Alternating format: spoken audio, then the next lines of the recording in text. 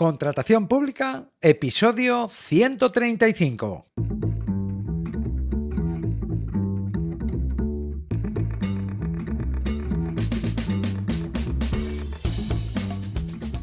Bienvenida, bienvenido a Contratación Pública, el podcast, la radio del contratista, donde se habla de todo lo relacionado con vender a la administración.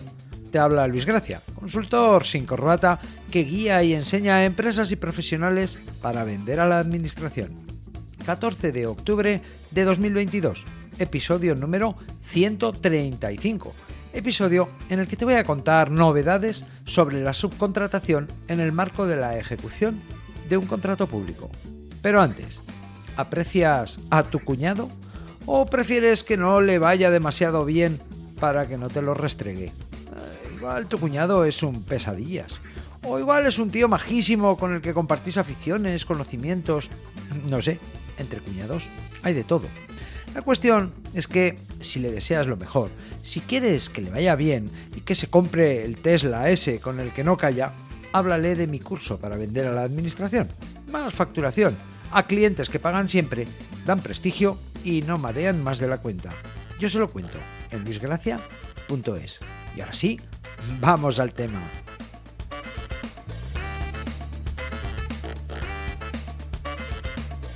Subcontratar parte de un contrato es algo normal, permitido e incluso conveniente.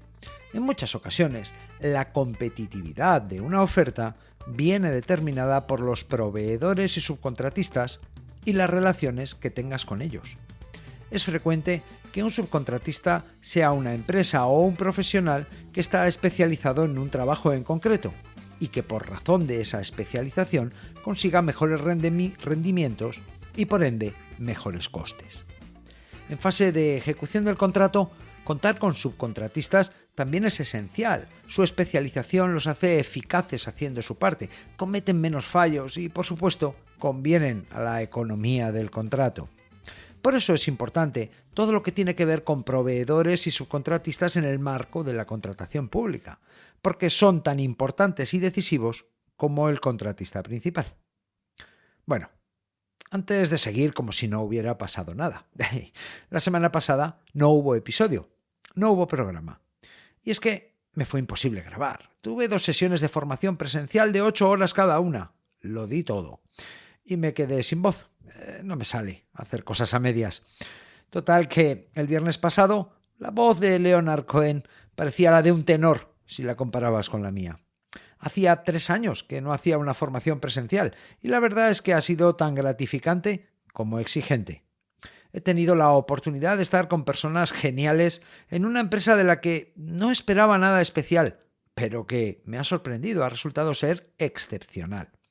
Y bueno, pues para estar a la altura de las circunstancias hay que esforzarse mucho y dejarse no ya la piel, sino la voz. Por eso, la semana pasada no hubo episodio, pero hubo novedades. El pasado jueves 29 de septiembre se publicaba en el Boletín Oficial del Estado la Ley 18/2022 de 28 de septiembre de creación y crecimiento de empresas. Una ley que entrará en vigor la semana que viene, el 19 de octubre de 2022. Los propósitos, las finalidades declaradas al promulgar la ley son agilizar la creación de empresas, lo que está muy bien, buena intención, mejorar la regulación para el desarrollo de actividades económicas, mejor todavía, cuantas menos trabas, mejor. Reducir la morosidad comercial, aquí está lo que nos interesa, y facilitar el acceso a financiación, aunque no se habla de financiación estándar, se habla de crowdfunding y similares. Es una ley curiosa, si leer leyes no es tu pasatiempo favorito o te ganas la vida con ellas, ya que sus 17 artículos están dedicados a modificar partes de otras leyes. Es decir, que esta ley íntegramente sirve para modificar otras leyes. Y lo estamos comentando aquí porque esta ley modifica la vigente ley de contratos del sector público. Te cuento en qué. En primer lugar, el artículo 10.1 de la Ley de Creación y Crecimiento de Empresas modifica el artículo 216, apartado 4 de la Ley de Contratos del Sector Público y lo hace añadiendo una protección a los subcontratistas que reclamen el pago a los contratistas principales. aunque más que una protección, yo, en fin, lo veo como una medida coercitiva para el contratista principal. Bueno, no me adelanto. Vamos por partes, que esto tiene miga.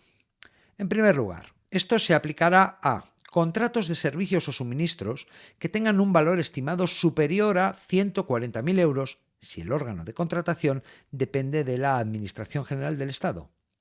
Contratos de servicios o suministros que tengan un valor estimado superior a 215.000 euros si el órgano de contratación es un ayuntamiento, una diputación o depende de un gobierno autonómico. Y contratos de obras de más de 2 millones de euros. Se aplicará cuando el subcontratista o proveedor reclame en el juzgado el cobro de sus facturas transcurrido el plazo legal previsto para ello, es decir, los 60 días desde su entrega, o cuando el subcontratista o proveedor reclame en un procedimiento arbitral, vía arbitraje, el cobro de sus facturas, siempre, claro está, transcurrido el plazo legal previsto para ello, los 60 días.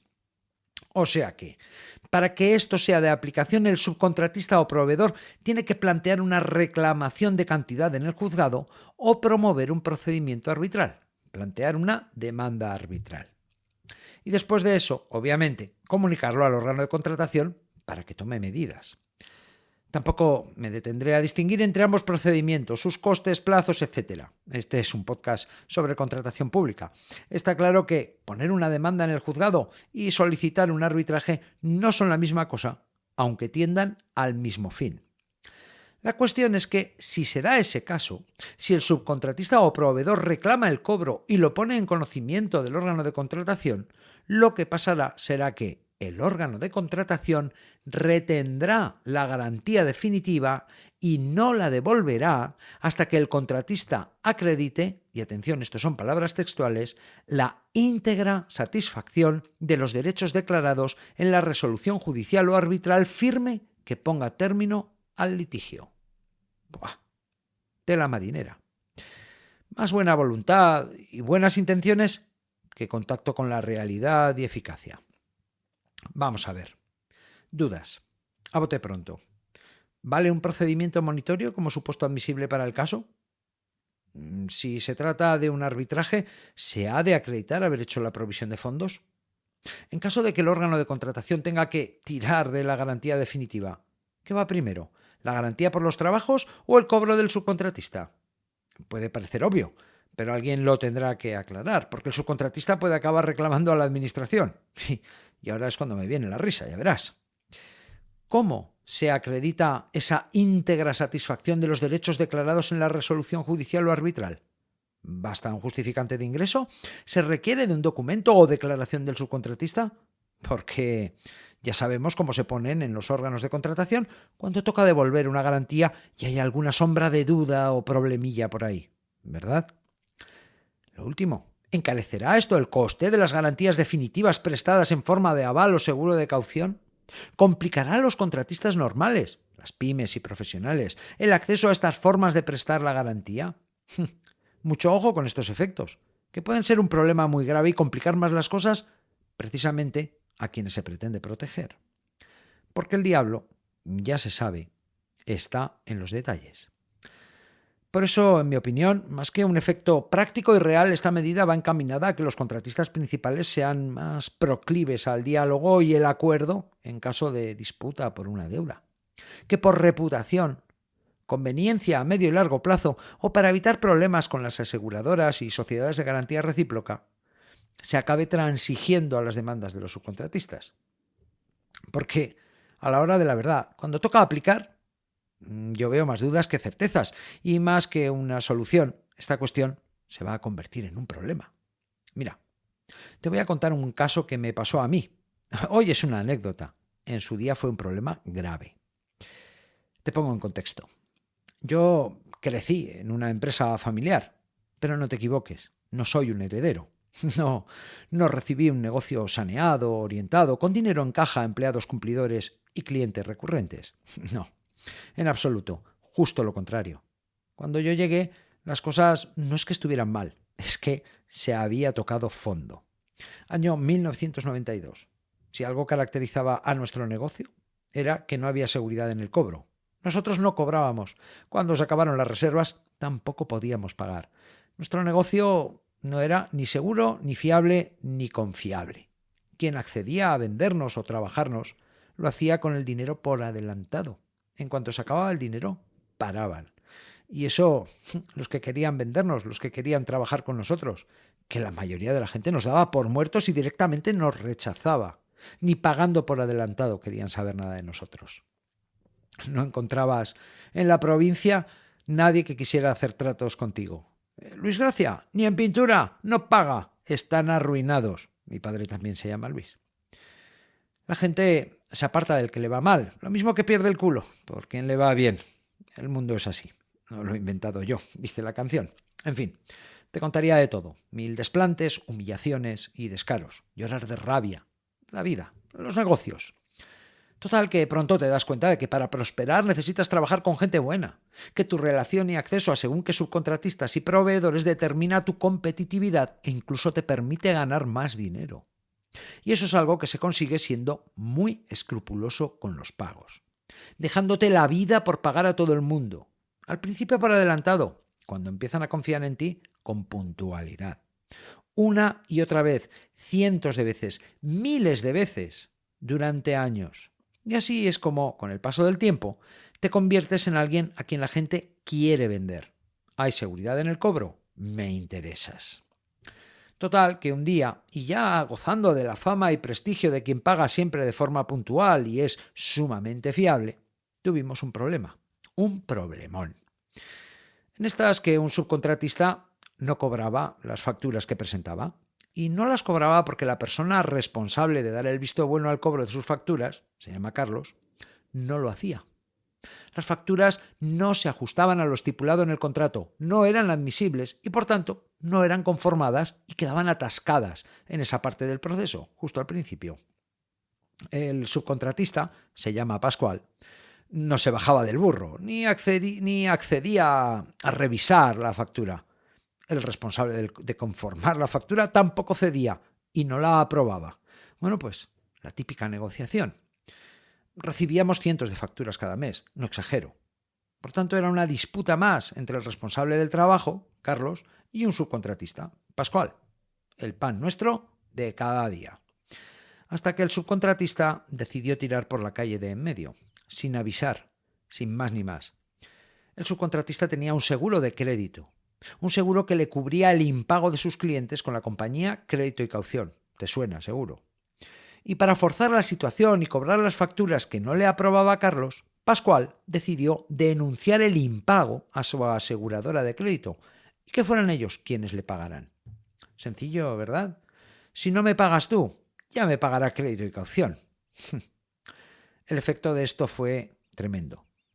De repente, un día, empezó a sonar el teléfono en la oficina. Llamaban proveedores y subcontratistas pidiendo explicaciones, interesándose por la salud económica de nuestra empresa. Oye, ¿pero qué pasa? ¿Por qué preguntas? Aquí no ha pasado nada, todo sigue igual, decíamos. Te decían, pues mira, pasa que Crédito y Caución os ha retirado el riesgo. Habéis pasado a tener 0. Así que tú dirás, yo en estas condiciones no puedo seguir trabajando con vosotros. Que te pase esto habiendo tenido problemas en tu historia no es cualquier cosa. Muchos levantaron la ceja. Ya estamos otra vez. Bueno, llamamos a Crédito y Caución y cuando por fin nos atendieron, nos dijeron que el amigo Pascual había denunciado el impago de 2 facturas y que ellos habían actuado en consecuencia, cerrando los grifos. ¿Cómo lo oyes? Pascual no nos dijo nada. Y Crédito y Caución lo primero que hizo fue protegerse, poner el riesgo a 0. Del asunto y de reclamarnos la cantidad se ocuparían pues cuando tocase. Bueno, nosotros de inmediato pasamos a explicar que esas facturas no eran conformes, que no se ajustaban a lo pactado y establecido en el contrato que había de referencia y que por eso no se había liberado el instrumento de pago correspondiente, el pagaré que tocaba. Que el amigo Pascual no estaba obrando de buena fe, que estaba usando el seguro de crédito para chantajearnos y forzar el pago de un dinero que no le correspondía cobrar según el contrato que teníamos. Respuesta de Crédito y Caución. Si se trata de una disputa comercial, demuéstrenlo. ¿Cómo? Lo que oyes. Nosotros teníamos que demostrar el incumplimiento de contrato. Nosotros teníamos que demostrar que no pagábamos porque no se ajustaba a lo pactado. Y para demostrarlo tuvimos que ir al juzgado y poner una demanda por incumplimiento de contrato al proveedor, a Pascual. Como lo oyes, a Crédito y Caución no le bastaba con otra cosa, querían ver una demanda. Bueno, pues aguantamos el tirón, también hay orgullo. Hablamos con Paco, nuestro abogado para estas cuestiones y tantas otras, y pusimos la demanda en tiempo récord, una semana. Y cuando Crédito y Caución tuvo copia de la demanda presentada en el juzgado, cuando sus abogados la examinaron y la vieron normal y bien armada, entonces fue cuando accedió a restituir los límites de crédito. Eso sí, añadiendo una nota que enturbiaba la clasificación, pero que de alguna manera nos permitía seguir funcionando. Esto me pasó con el amigo Pascual, y años después con otro tipo más del que ya he olvidado hasta su nombre. Los dos tenían algo en común. Eran dos pobres diablos, con pocas entendederas y menos visión y escrúpulos. ¿Chantaje? ¿Ignorancia? ¿Ganas de hacer daño? No sé. Juzga tú y luego piensa en esta modificación de la Ley de Contratos del Sector Público y los problemas que plantea en la práctica. Vivir para ver. Bueno, vamos ya con la segunda modificación. El artículo 10.2 de la Ley de Creación y Crecimiento de Empresas modifica el artículo 217, apartado 2 de la Ley de Contratos del Sector Público y añade un nuevo apartado a este artículo, el 3. Vamos por partes. El artículo 217 de la Ley de Contratos del Sector Público dice que las administraciones podrán comprobar el estricto cumplimiento de los pagos que los contratistas hagan a sus subcontratistas o proveedores. Lo de estricto cumplimiento de los pagos es como lo dice. Lo de podrán también. Para que esa comprobación del estricto cumplimiento pueda hacerse, se debe de hacer constar en el anuncio de licitación y en el pliego. Yo, a estas alturas, nunca he visto eso, aunque, claro, tampoco me leo todos los pliegos que se publican. Quizá alguno habrá donde se contemple esto. La cuestión es que la ley hace obligatoria esa comprobación del pago cuando los contratos sean de obras o de servicios y su valor estimado supere los 5 millones de euros. También la ley hace obligatoria esa comprobación cuando el importe de la subcontratación iguale o supere el 30% del precio del contrato. Y se supone que esto del 30% se debe saber, pero de nuevo, nunca he visto que se sepa o se pregunte por ello. Es decir, que el órgano de contratación tiene el deber de comprobar que los subcontratistas y proveedores cobran a 60 días en dos situaciones: contratos de más de 5 millones, contratos de cualquier importe cuando la subcontratación iguale o supere el 30% del precio del contrato. O sea, en la mayoría de los contratos relacionados con la construcción y en muchos de los contratos de servicios. Esto es lo que ya hay. Esto ya existe. Está en la ley. Como estas actuaciones de comprobación en la práctica no se conocen, no ocurren, lo que se les ha ocurrido, la novedad o modificación incluida por la Ley de Creación y Crecimiento de Empresas, es que los contratistas aporten en cada certificación de obra, ojo, porque no se dice nada para otros casos, un certificado de los pagos a los subcontratistas del contrato. Un certificado. Eso dice que hay que aportar un certificado. A saber, yo la verdad es que me he ido al diccionario. En certificado me dirige a certificación. Y la segunda acepción de la palabra certificación es documento en que se asegura la verdad de un hecho. Muy bien. En fin, que parece que dan por hecho que en cualquier obra se viene superando, incluso holgadamente, ese porcentaje de subcontratación, lo que es cierto. Aunque me parece a mí que ese certificado no va a arreglar nada. Desde hace mucho tiempo, ya con la antigua ley, existe la obligación, que nadie cumple ni hace cumplir, de comunicar por escrito cada subcontrato que se haga. Esto es algo que no se hace y por lo que ninguna administración ha tenido el más mínimo interés. Incluso parece que es justo lo contrario. La actitud se parece más a un «a mí que me cuentas, ya os arreglaréis, tú entrégame lo previsto en el plazo previsto y no me compliques la vida». Quizá ahora el legislador considere que las cosas van a cambiar porque se presente un documento en el que se diga que es verdad que los subcontratistas cobran cuando prevén las leyes. Bueno, y ya por último, la ley incluye una segunda modificación en este artículo 217. Le añade un apartado, el apartado 3. En este caso es algo que sí puede tener efectos reales, siempre y cuando los subcontratistas y proveedores se enteren de que esto existe. Te cuento.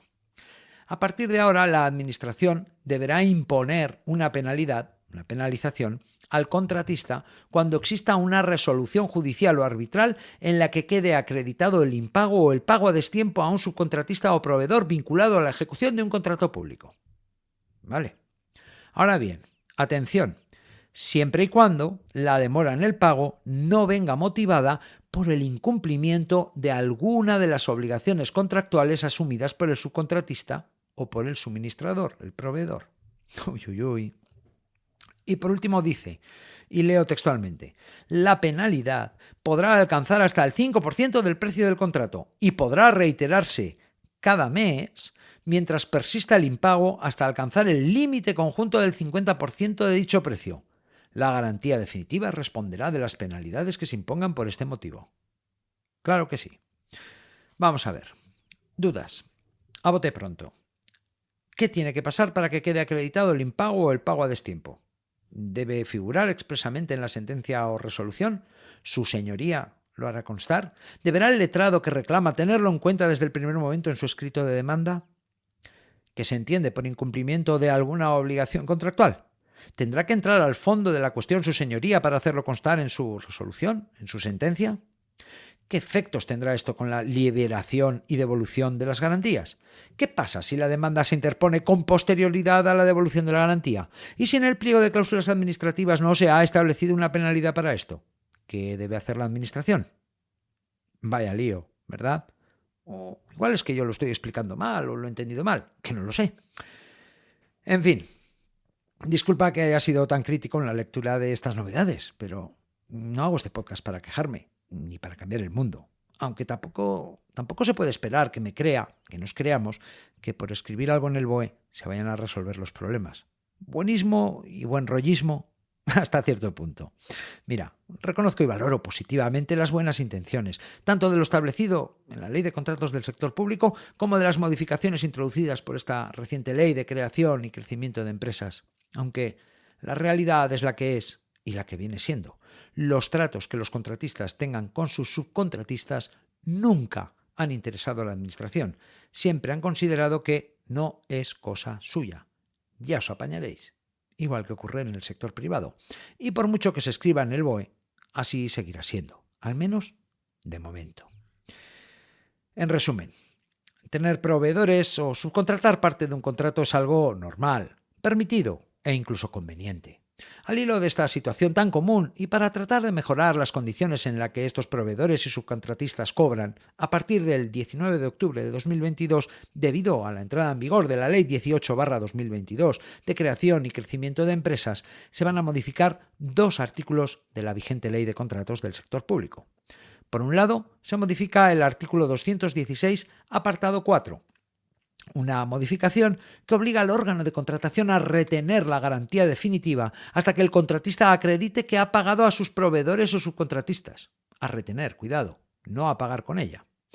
Siempre y cuando haya habido una reclamación en el juzgado o un arbitraje, el contrato en cuestión, si es de servicios o suministros, esté sujeto a regulación armonizada, o si se trata de un contrato de obras, su valor estimado sea de más de 2 millones de euros.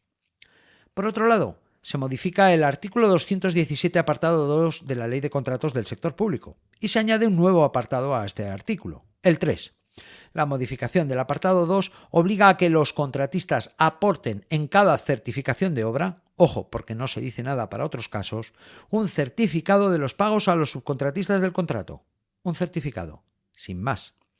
Y el nuevo apartado añadido al artículo, el apartado 3, obliga a la Administración a imponer una penalización, al contratista cuando exista una resolución judicial o arbitral en la que quede acreditado el impago o el pago a destiempo a un subcontratista o proveedor vinculado a la ejecución de un contrato público, aunque con una salvedad. Que la demora en el pago no venga motivada por el incumplimiento de alguna de las obligaciones contractuales asumidas por el subcontratista o por el suministrador. Según se prevé en este apartado, esta penalidad podrá alcanzar hasta el 5% del precio del contrato y podrá reiterarse cada mes mientras persista el impago hasta alcanzar el límite conjunto del 50% del precio del contrato.